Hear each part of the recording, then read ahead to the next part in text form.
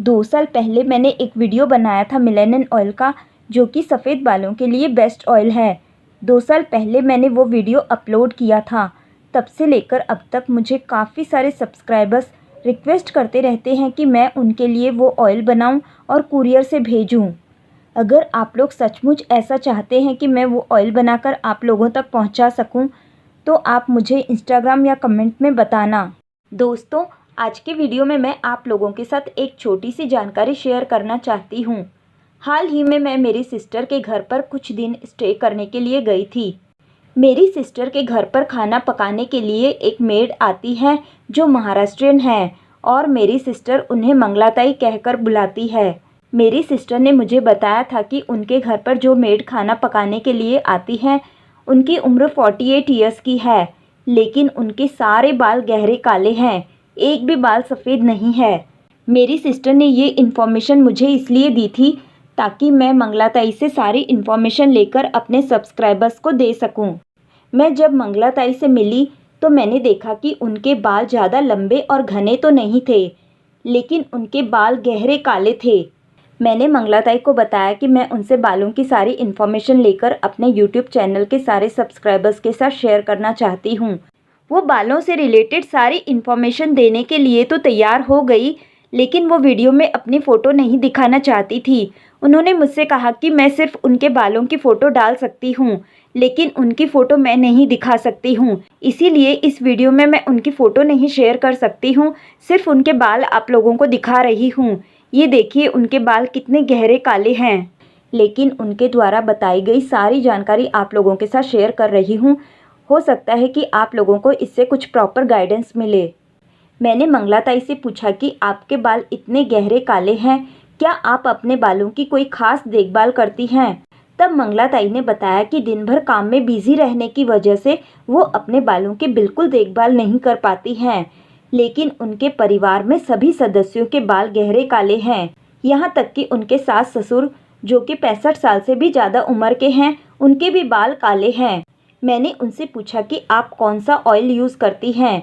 उन्होंने बताया कि वो गांव में कोल्हू के बैल से निकाला गया सूखे खोपरे का तेल ही इस्तेमाल करती हैं, लेकिन कभी कभार जब वो तेल ख़त्म हो जाता है तब वो बाज़ार से किसी भी ब्रांड का कोकोनट ऑयल ले लेती हैं। यहाँ तक कि कभी कभी लूज़ ऑयल भी यूज़ कर लेती हैं, लेकिन ज़्यादातर वो वही ऑयल यूज़ करती हैं जो कोल्हू के बैल से निकाला गया सूखे खोपरे का ऑयल जो गाँव से लेकर आती हैं। फिर मैंने उनसे पूछा कि वो हेयर वॉश कैसे करती हैं। तब उन्होंने बताया कि हेयर वॉश करने के लिए वो बाज़ार से क्लिनिक प्लस का शैम्पू का छोटा पाउच खरीदती हैं, जो पाउच कम से कम 2 बार तो यूज़ हो ही जाता है।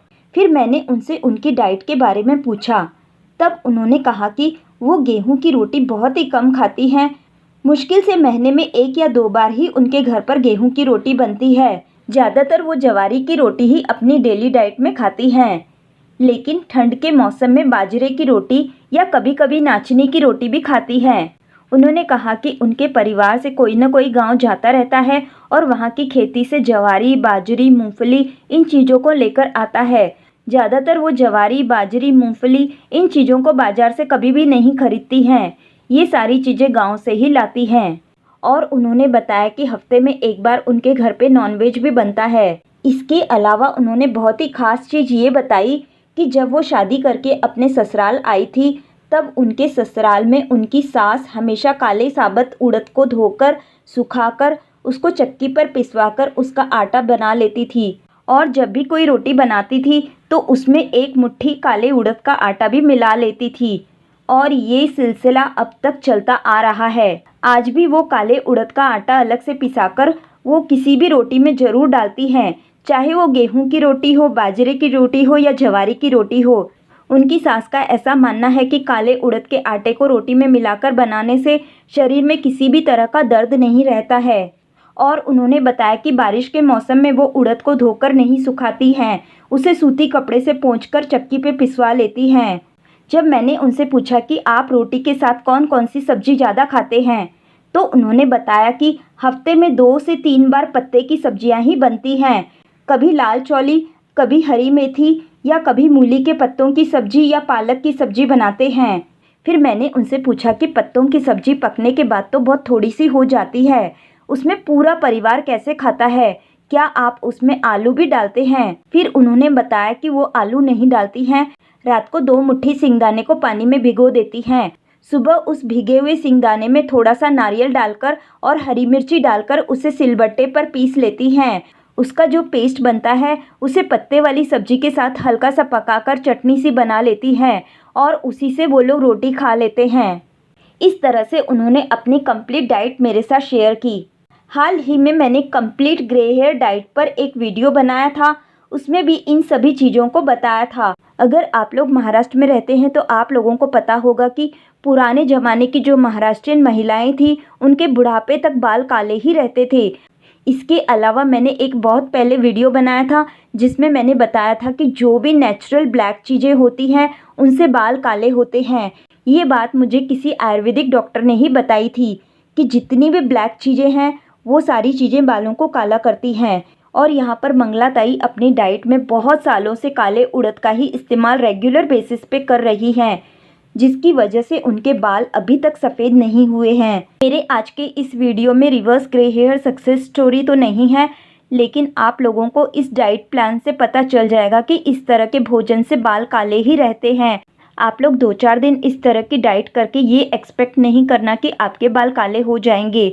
बाल काले होने में टाइम लगेगा। मंगला ताई ने इस तरह की डाइट बहुत सालों से कर रही हैं, जिसकी वजह से उनके बाल सफ़ेद हुए ही नहीं।